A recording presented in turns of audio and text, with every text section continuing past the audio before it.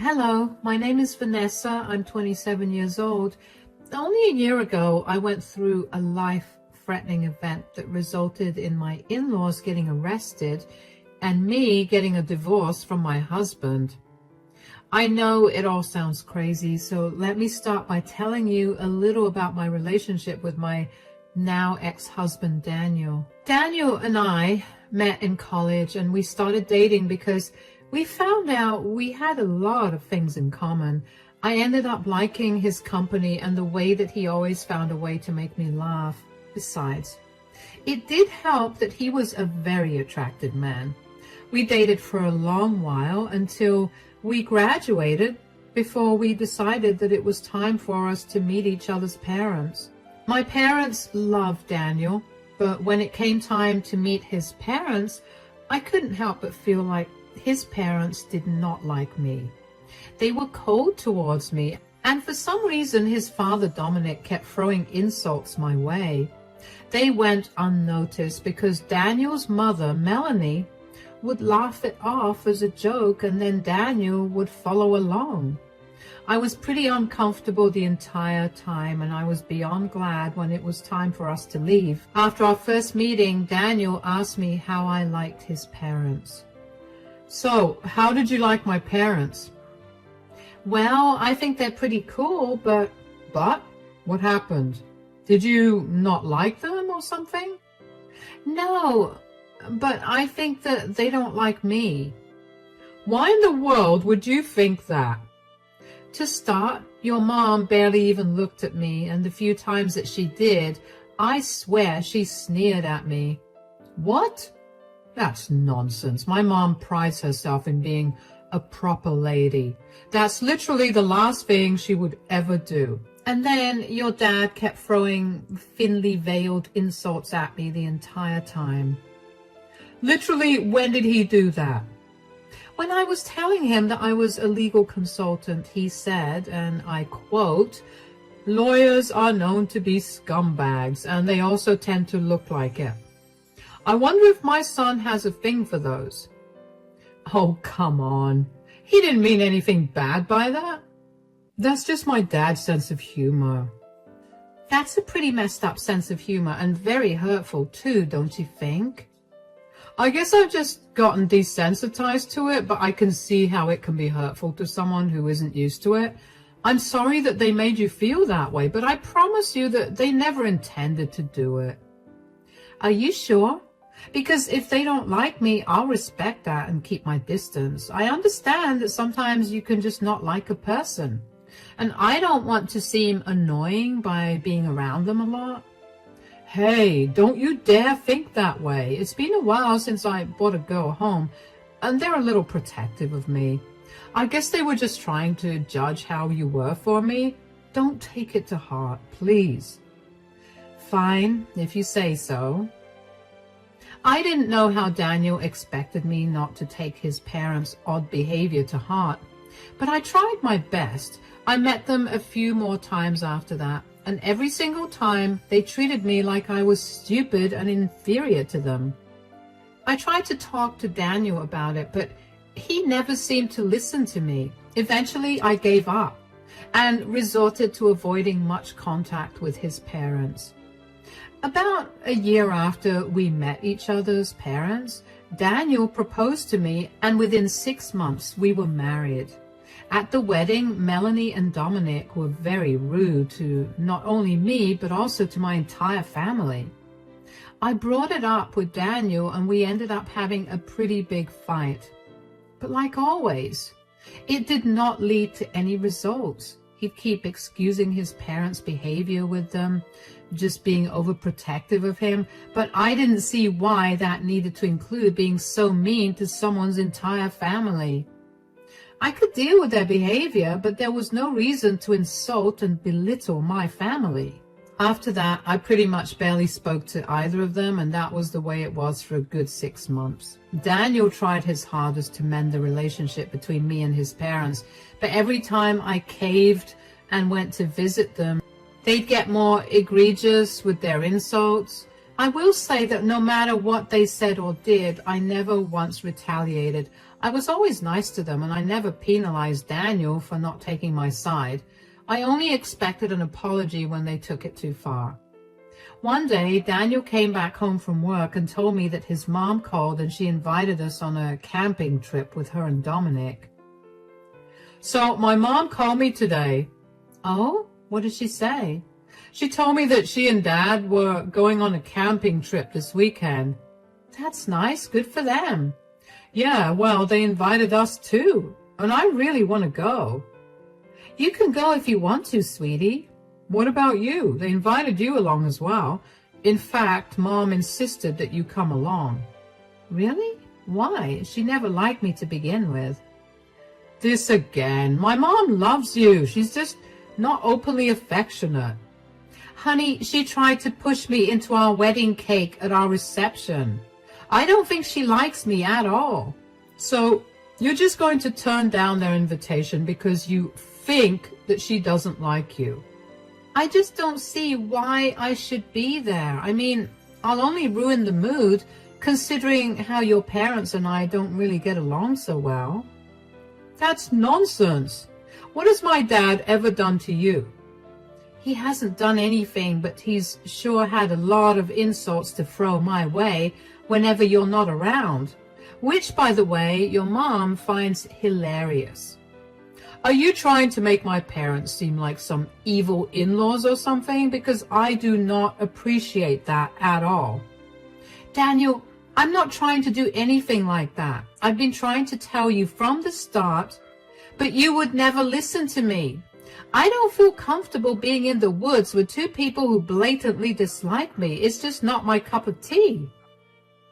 Why can't you see this as my parents' attempt to make things up then? I mean, they were adamant about bringing you along anyway. Maybe they're trying to clear all your suspicions about them not liking you.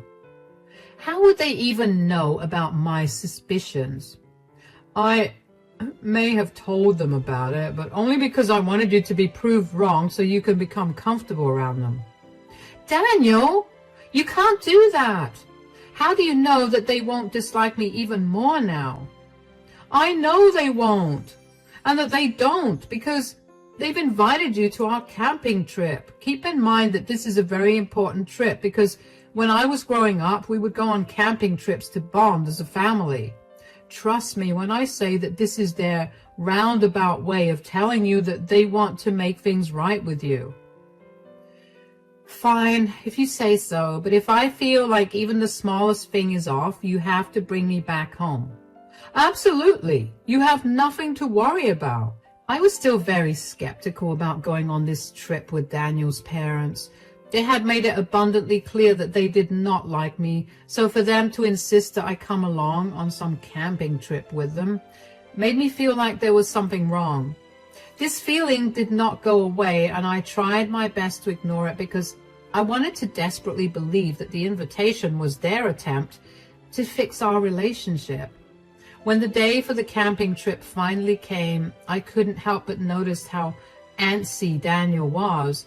I asked him if everything was all right, and he told me that he was worried about whether I'd be able to keep up with all the hiking involved. I assured him that I was, and then his parents arrived to pick us up. On the drive to the campsite, I ended up falling asleep because the anxiety about the trip kept me up the previous night and on my toes during the entire day. So I had no idea where we had gone, which was my first mistake. When we got there, we parked the car a good while away from the camping spot and hiked for about an hour and a half before we finally found a place to camp. We set up our tents. Each couple shared a tent and unpacked the food we'd bought. It had been a relatively good time by that point. Melanie and Dominic had been surprisingly nice, and I enjoyed it. After dinner was done, I thanked both of them for inviting me along. Thank you so much for inviting me along on this camping trip. Daniel told me about how important these camping trips are to you guys, and it makes me feel so nice that you invited me to join you. Of course, you're our daughter-in-law now. You're part of our family. And also, Daniel told us about how you'd been feeling around us. Oh, forget about it. That was just something I confided in him about because I was insecure and probably overthinking things. No, we can't just let it go. We did not mean to make you feel that way. And we're really sorry that we did. We weren't trying to make fun of you or be cold towards you. It's just that since Daniel was born, it had always been the three of us. He's our only son, and we tend to be very protective of him. One could even argue too protective of him. We didn't mean to hurt or upset you, and we're sorry that we did. I get that. I mean, I love Daniel with all my heart, and he's a wonderful man. I see why you guys care so much, and I can assure you that I too want only the best for him. Yeah, she makes me very happy, and there's nothing better that I could have asked for. I'm glad that's the case. As long as you keep him happy, I'm sure we'll never run into any problems together. Dominic, don't say it like that. It sounds like we're threatening her, and that's the opposite of what we want to achieve today. It's okay. I'm sure that Dominic was only trying to be funny. Sure. Anyways, where's the hot chocolate, Melanie? Oh, yes, it's in our tent. I'll pour us some cups and be right back. Hot chocolate? Oh, yeah, my mom makes a mean hot chocolate. I swear she must put some magic in it because no hot chocolate has ever tasted as good as hers. Well, then, I'm excited to try it. I was genuinely happy that night. I never expected my relationship with Melanie and Dominic to get any better. I was happy with things being the way they were, as long as Melanie and Dominic were a little more civil. But to hear them apologize and provide kind of reasonable reasons for their behavior made me feel like there was hope for my future with them. Just after Daniel told me how good Melanie's hot chocolate was, she came out of her tent and gave me a full cup of hot chocolate. I did notice that she was very particular about which cup was mine, but I didn't pay any attention to that because I was so happy about our previous conversation. For starters, her hot chocolate was very average. I didn't see why Daniel hyped it up so much, but I appreciated it out loud just to keep the good ambience going. I'm only saying this because I want to be a little petty, and it sets a good tone for what I'm going to tell you about what happened next. As I was reaching the end of the cup of hot chocolate, I began to feel very drowsy. I don't remember how or when I ended up in my sleeping bag, but I did. When I woke up the next day, I felt groggy and I had an almost head-splitting headache. My stomach was also feeling very weird, but I didn't have time to focus on that because I was suddenly very aware of how I was sleeping in a sleeping bag without a tent to cover me. In fact, Melanie and Dominic's tents were gone as well. Out of panic, I picked my phone up to call them only to realize that I had no network. I felt panic rising in my chest. I couldn't believe that I had been abandoned. I tried calling out to them and I hoped desperately that they were playing some sick joke. But after half an hour of calling out to them, I finally made peace with the fact that I was abandoned in the middle of nowhere with nothing on me. They had taken everything I had to. With nothing else to do, I decided to walk around to see if I could find my way out. I think I walked around for at least an hour before I was approached by a man. Hey there. Hey. I'm sorry, I'm not trying to be creepy, but I couldn't help but notice that you seem a little lost. Well, I have no idea where I am. Not that you could help me. Wait, can you? Yeah, of course, I'm the park ranger. See, here's my name tag. I'm Sean, by the way. My buddy and I were scouring the area because we thought we heard the rustling of leaves and such, and we figured that there was someone around here. You know, this is a prohibited zone, right? Oh my gosh, I'm so sorry. I had no idea. It's okay. You do look a little worse for wear. Why don't you follow me to the cabin and tell me how exactly you got lost? Sure. What do you want to know exactly? I came here camping. I went to sleep, and when I woke up, it was late in the afternoon, and I was lost. Did you come here to camp alone? No, I came here with my husband and his family, but they all left me behind, which is why I ended up wandering around so I could find some way to get back home. They just left you behind? Yeah, and the funniest part is that I was just beginning to think that his parents liked me. Turns out they didn't. That's rough. But how did you not hear them clear everything out? I mean, they couldn't have been very quiet. I know, right? That's what I was thinking too. I mean, I even slept in very late, and that never happens. I have a very strong built-in clock that never lets me sleep past 8 a.m. no matter when I go to sleep. Your body clock is amazing, but your not waking up is odd. Do you think there was any foul play at hand? You know what? Maybe there was. Why do you say that? Well, last night I had my mother-in-law's famous hot chocolate, which after I finished drinking, I began to feel really drowsy. At the time, I just thought that I was very tired from the hike, but now I don't think that was it. Okay, I'm sure there was some foul play here. Anyway, we're at the cabin. I'll call our main office to get you a ride there, and then we can figure out how to deal with your situation. Thank you so much for helping me. Of course, that's my job here. I was so grateful for Sean. I mean, if he hadn't found me, I don't know what would have become of me. I will admit that I was slightly terrified when he approached me. I mean, think of all the horror films you've watched. Nothing good has ever come out of a man approaching a lady in the woods. Not to mention, Sean wasn't wearing any uniform, so I was even more terrified. But one look at his badge and I felt better. It took us a while to get to the cabin. After we got to the cabin, Sean called for a vehicle to take me out of the dense wood. While we waited for the car to arrive, Sean asked me a few more questions about what had happened. I told him everything as I remembered it. Sean asked me if I wanted to get the police involved in what happened. He told me that he had a few friends at the police station in our district, and he could help me out if I wanted to. At first I was tempted to tell him no out of pure alarm, but then the more I thought about it, the more I realized that it would be best if I did at least get some revenge on Daniel, Melanie, and Dominic. I needed to find out if they drugged me and what they used to drug me.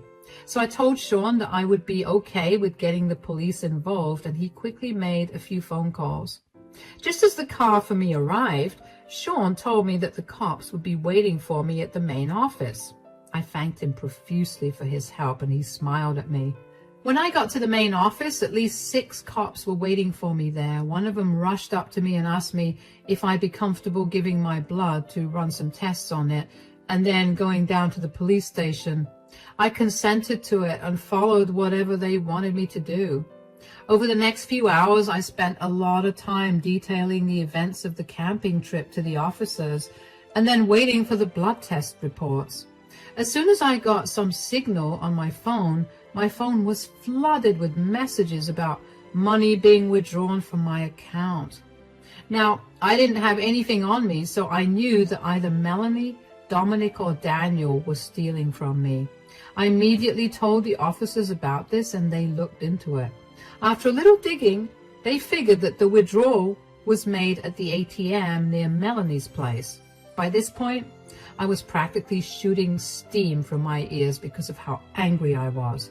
I couldn't believe the audacity of that family. I couldn't wait for them to be put in their places.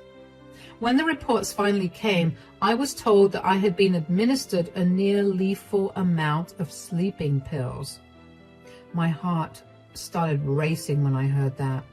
I couldn't believe that I was even alive, and that Melanie and Dominic would go so far as to show me how much they hated me. The officers told me that all 3 of them would be charged with drugging and robbery if I wanted to press charges, and you can bet that was what I wanted to do.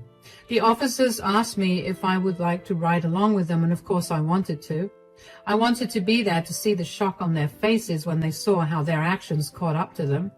After the officers got a warrant for the arrest of Melanie, Dominic, and Daniel, and a warrant to search their house, we were off. When we finally got there, I walked up to the door and knocked on it. Keep in mind, by this point, it's well past 9 p.m. and not once did I hear anything from the three of them. Melanie opened the door and looked shocked to see me with 6 cops standing behind me. "Oh, hey, Vanessa, where have you been? We've been worried sick." "Save it, Melanie. You guys tried to drug me and rob me." "That's not true."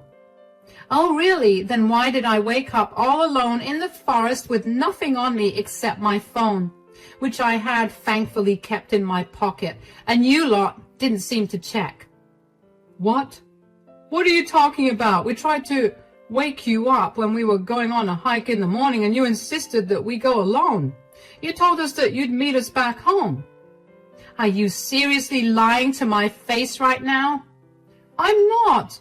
And this is a family matter. Why did you involve the cops in this?" "I had to because I had been drugged and left alone in the woods.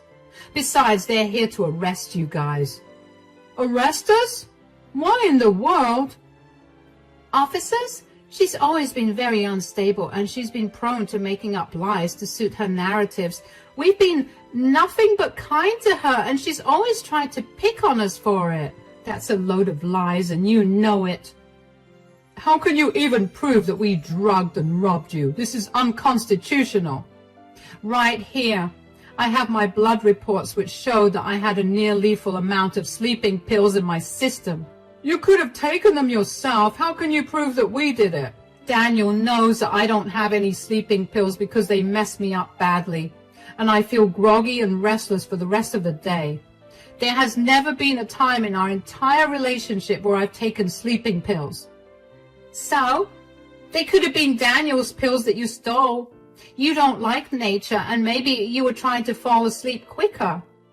"I know for a fact that Daniel didn't carry them because I packed our bags for the trip, and he had been home all day, so he could not have gone out and bought them either.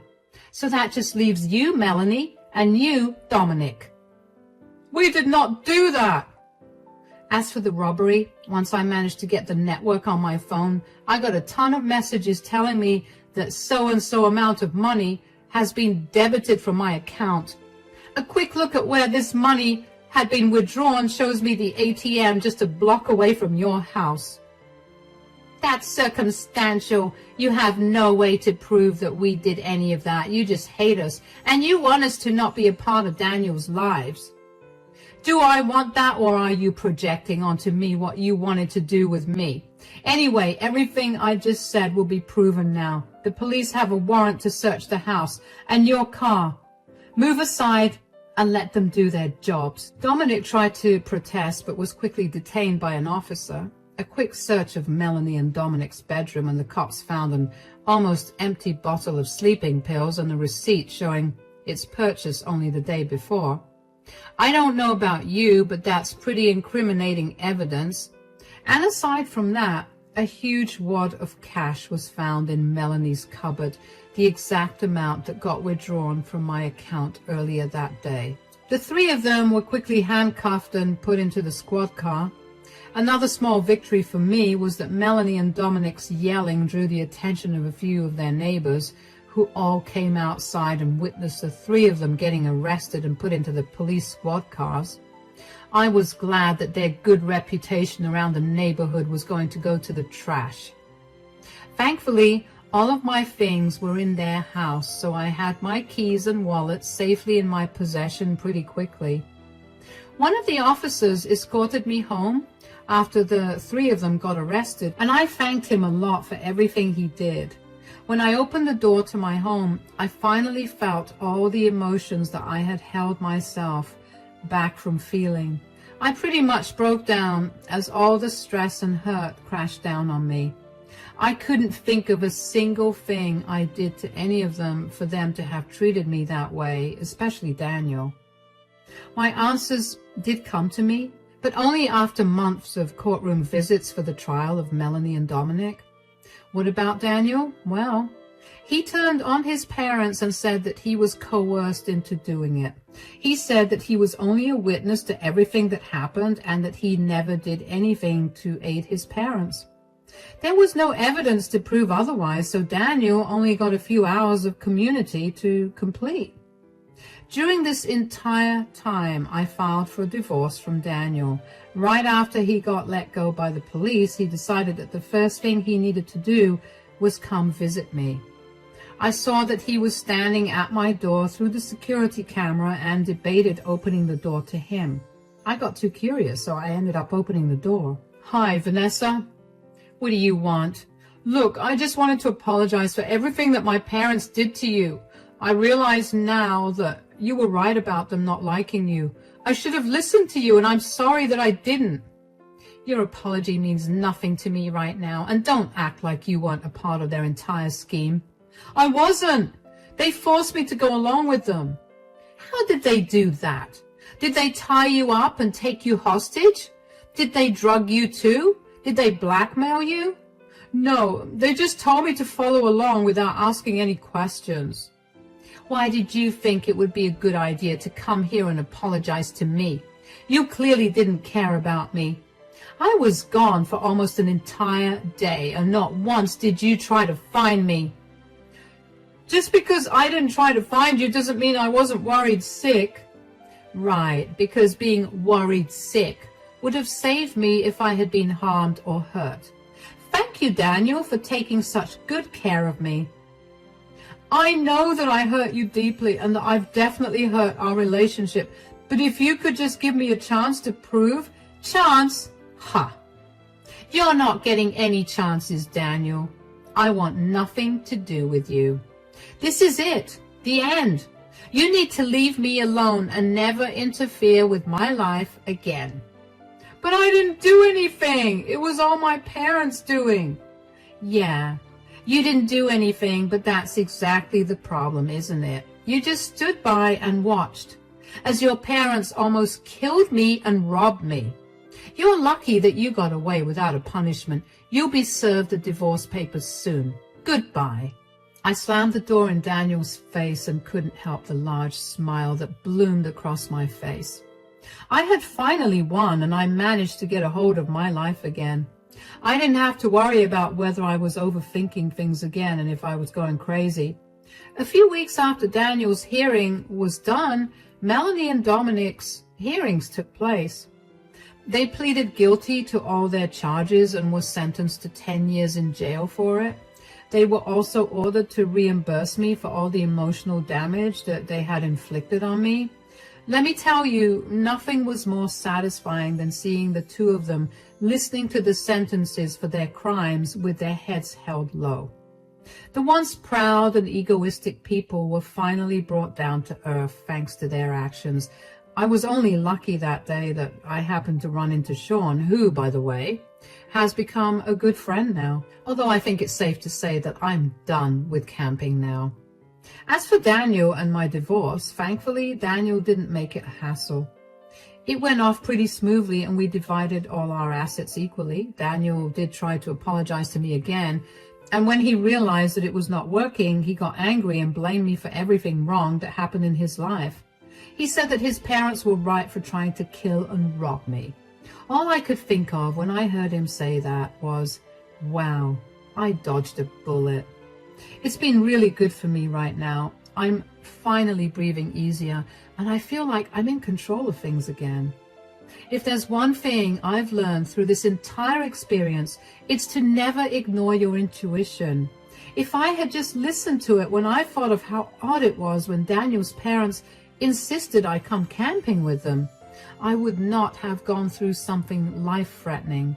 I'm lucky that things worked out well for me, though, and it could not have happened without the help of some very nice people that fate happened to put in my way.